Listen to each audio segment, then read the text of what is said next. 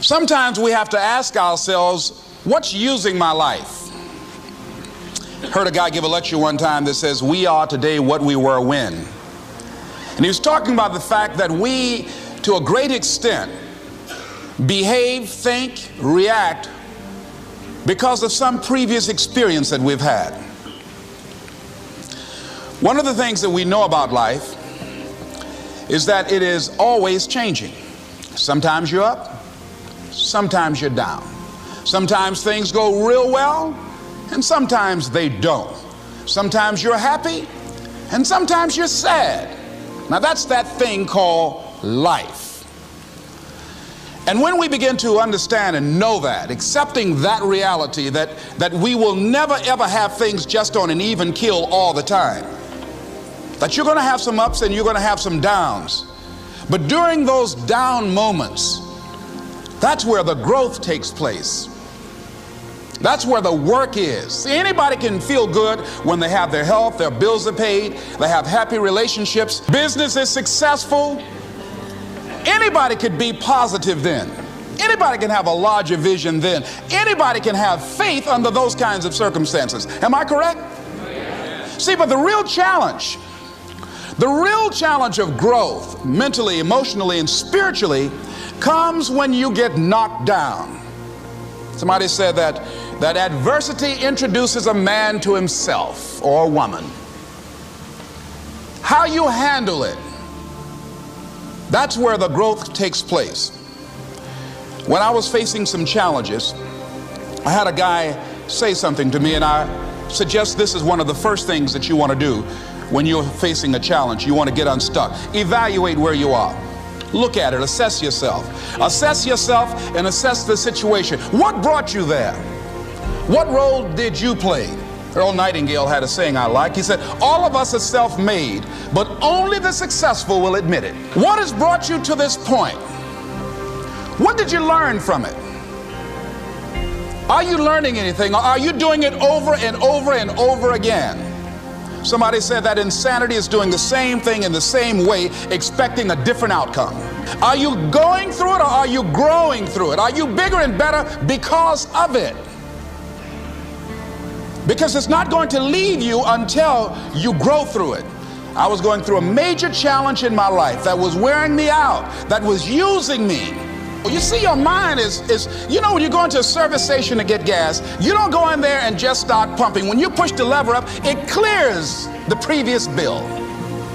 By the same token, if you want to begin to move, you've got to clear your mind of all the unnecessary luggage and baggage that's weighing us down. I couldn't move, I couldn't think about what am I going to do to get out of this situation, because I was so concerned about what happened and what he did to me and how bad it was. I was so stuck in that I couldn't even focus on what I should have done. Feeling sorry for myself and angry, and none of that was taking me anywhere. So pretty soon I learned through effort, made a conscious, deliberate, determined effort. I had to let it go. I had to forgive it. Let it go and begin to focus on developing myself. And I say to you, you're going to have people to do things to you. Things are going to happen to you. And the most important thing to do is to harness your will and let it go and move so you can grow, so you can get on with your life. It doesn't matter about what happens to you. What matters is, what are you going to do about it? All of us have experienced some tragedy, and if we haven't, we will. And you can either let it destroy your life, or you can build upon it. You can permit it to let it hold you down, or you can decide, I'm not going to let that happen to me. I'm bigger than this. Make a declaration to yourself. Declare all out war that you're going to get out of this rut. I don't care how good you are. I don't care how talented you are. I don't care how much you work on yourself. There are some times when things aren't going to go right. They just are not going to go right. There are times when anything that can happen will happen. Murphy's Law will be knocking at your door. Why? I don't know why. That's called life. And you have to deal with it. Sometimes your life will be in a slump, just like sports.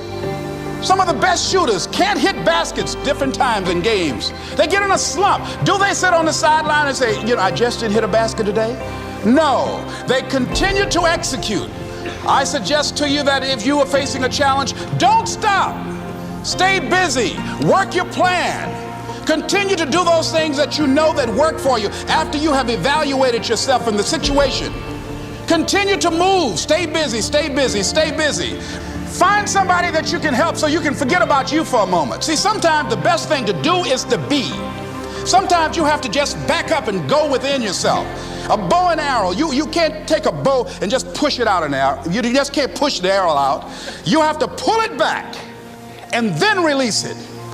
Sometimes you have to back up and go within and pray and meditate and recharge your batteries. Go away, clear your head, and then come back and look at it from a different vantage point. Don't operate while you're under the spell or the effect of what's going on. Next thing is that you've got to activate the thinker in you. Don't allow your emotions to control you. We are emotional, but you want to begin to discipline your emotion. If you don't discipline and contain your emotions, they will use you. Your mind goes on automatic, just like a guard. You know, I loved reading the book called As a Man Thinketh by James Allen. He uses the analogy of the mind being like a garden.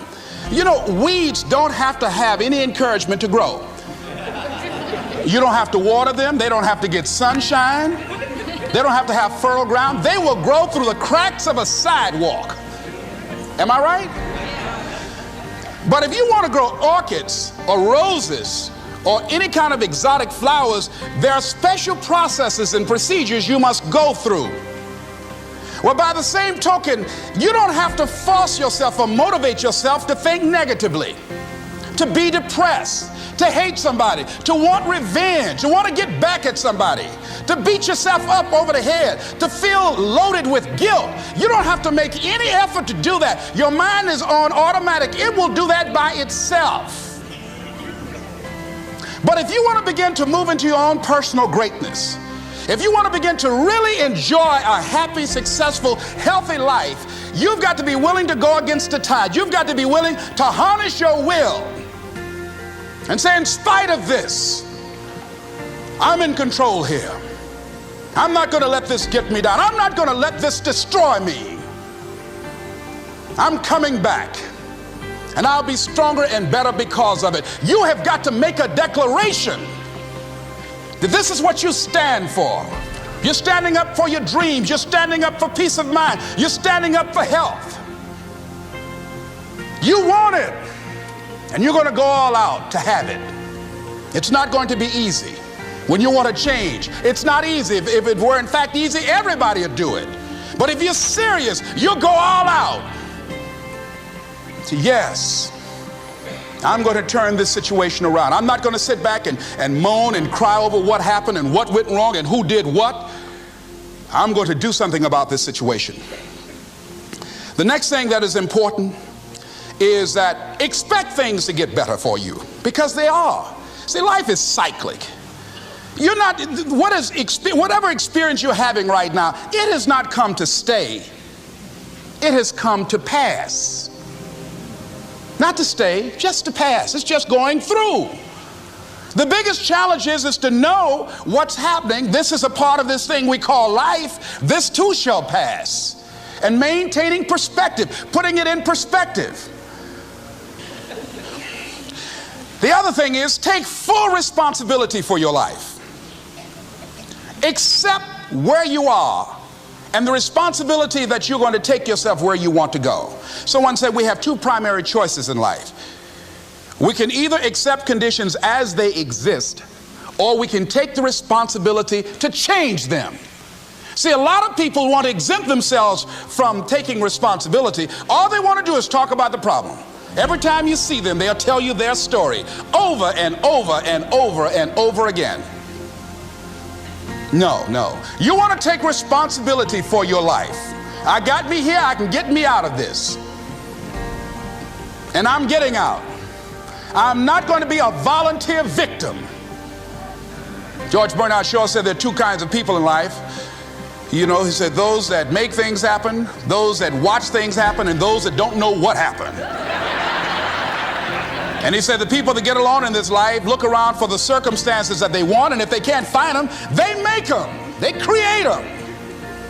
So part of beginning to get unstuck, you've got to decide that the behavior pattern that you have adopted doesn't work for you. You've got to change your strategies, and changing your strategy means reinventing your life, recreating you, and you have the power to do that. You can decide that you're going to change, that you're not going to be a wimp. You can decide that you're going to stand up to life. You can decide that I'm going to live each day as if it were my last. You have the power to make that decision. You can decide I'm going to work on myself and develop myself. I'm going to empower me. And all of these things that are happening to me right now, they're just temporary inconveniences.